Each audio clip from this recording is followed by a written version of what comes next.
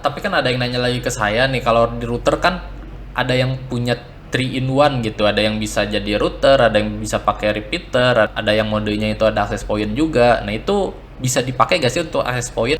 Bisa dibilang kan harganya juga lebih murah gitu kan kalau router dibandingkan dengan access point.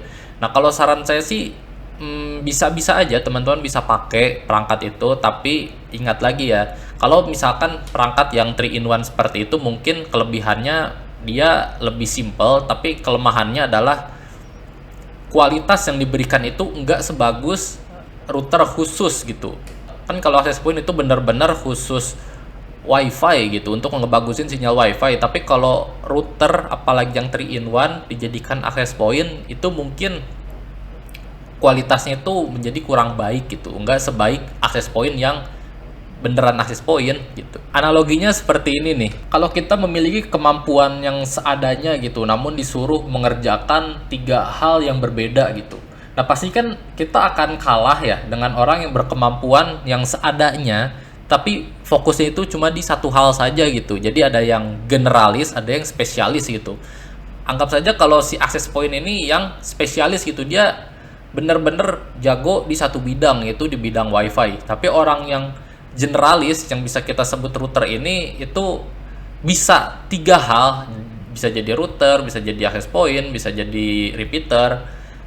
Nah tapi ini generalis gitu, si router ini generalis, nggak bisa jadi spesialis. Jadi ya dia tahu tapi tahu seadanya, jadi dia bisa menyebarkan sinyal wifi tapi ya seadanya gitu, nggak coveragenya nggak terlalu luas seperti access point. Terus apa namanya, kekuatan dari si wifi-nya ini, strike-nya ini nggak sebagus dari access point. Lalu user yang terkoneksi juga nggak bisa sebanyak access point. Nah jadi teman-teman bisa memilih sesuai dengan keperluan teman-teman aja gitu. Kalau misalkan teman-teman fokus di wifi aja gitu, yang penting dicolokin wifi jalan bagus, itu teman-teman bisa pakai access point aja gitu. Tapi kalau misalkan teman-teman butuh fitur-fitur yang seperti saya sebutkan sebelumnya gitu, seperti DHCP server, terus bandwidth control, auto reboot, parental control, nah itu teman-teman bisa menggunakan router aja gitu.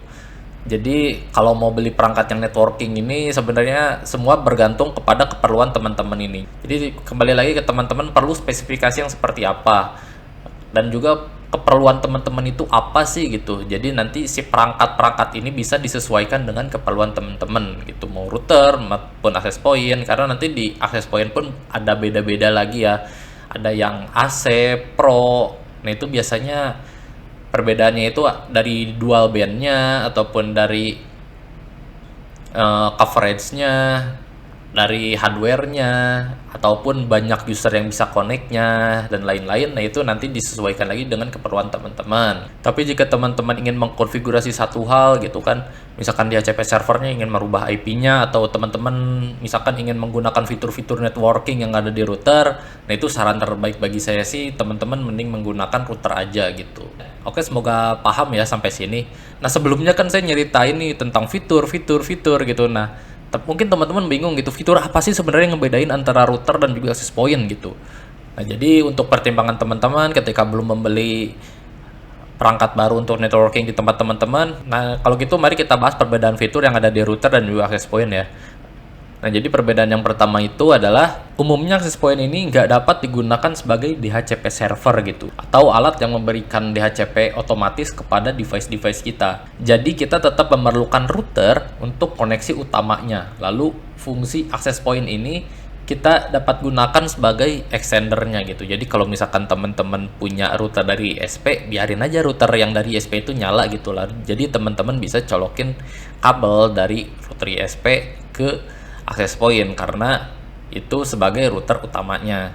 Tapi kalau misalkan router biasa itu dia punya fungsi WAN, bisa teman-teman gunakan dial up untuk misalkan koneksi PPTP atau koneksi menggunakan PPPoE gitu.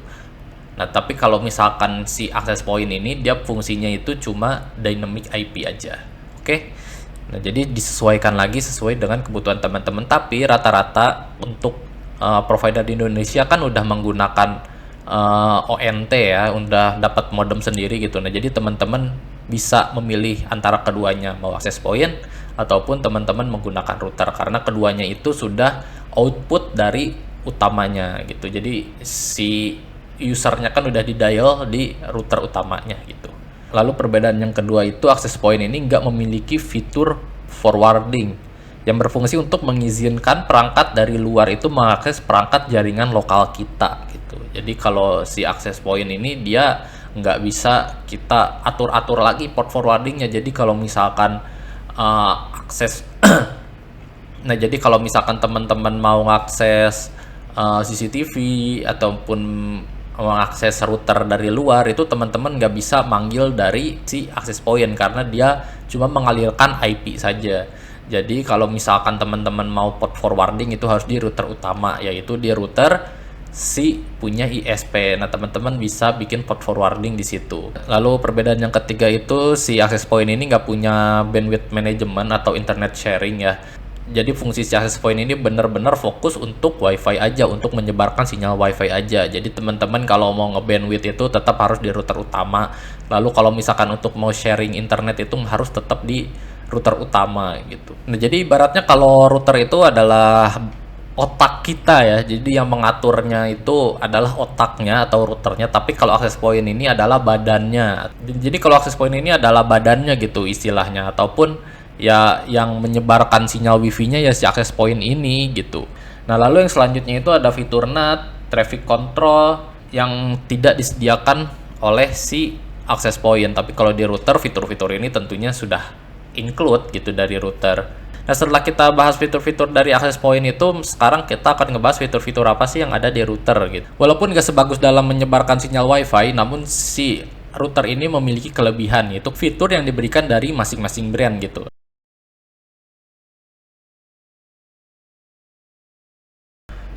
Router dapat menghubungkan beberapa jaringan wireless yang berbeda subnet gitu. Lalu router dapat menjadi DHCP server dan dapat merubah IP address di jaringan kita juga. Lalu dapat melakukan port forwarding dan juga port redirect. Lalu memiliki port LAN yang dapat digunakan untuk perangkat yang memerlukan akses lewat kabel LAN. Dapat melakukan NAT ataupun firewall agar orang lain tidak dapat langsung mengakses perangkat atau device kita, tapi terhalang oleh router. Lalu mempunyai fitur bandwidth management, jadi teman-teman itu bisa mengatur besar bandwidth yang diperlukan dan membuat device prioritas untuk bandwidth di tempat teman-teman gitu. Jadi kalau misalkan teman-teman punya bandwidth 30 Mbps, teman-teman itu bisa bagi per perangkatnya gitu. Ataupun misalkan teman-teman punya HP, PC, laptop, maka perangkat masing-masing itu dapat membagi secara rata gitu. Jadi masing-masing perangkat akan mendapatkan bandwidth sebesar 6 Mbps. Jadi kalau misalkan salah satu perangkat itu melakukan upload atau download, si perangkat-perangkat lainnya itu nggak terdampak kalau internet Anda bandwidthnya habis gitu. Jadi karena masing-masing itu sudah mendapatkan bandwidth prioritasnya sendiri. Nah, jika teman-teman tertarik dengan salah satu fitur yang diberikan oleh wireless router ini, maka teman-teman bisa membeli wireless router saja sebagai solusi utama di tempat teman-teman gitu. Jadi kalau misalkan teman-teman membutuhkan fitur-fitur yang sudah saya berikan tadi, teman-teman bisa menggunakan fitur-fitur tersebut atau fitur-fitur networking yang sudah diberikan oleh brand-brand dari router itu untuk membagusi jaringan internet di tempat teman-teman. Tapi jika teman-teman hanya berfokus di wifi saja nih, nggak perlu deh di setting bandwidth, nggak perlu di setting parental control ataupun routingannya gitu, nggak perlu. Nah, teman-teman tinggal pilih access point aja, karena access point ini kualitasnya juga lebih bagus daripada router biasa yang dijadikan access point. Oke?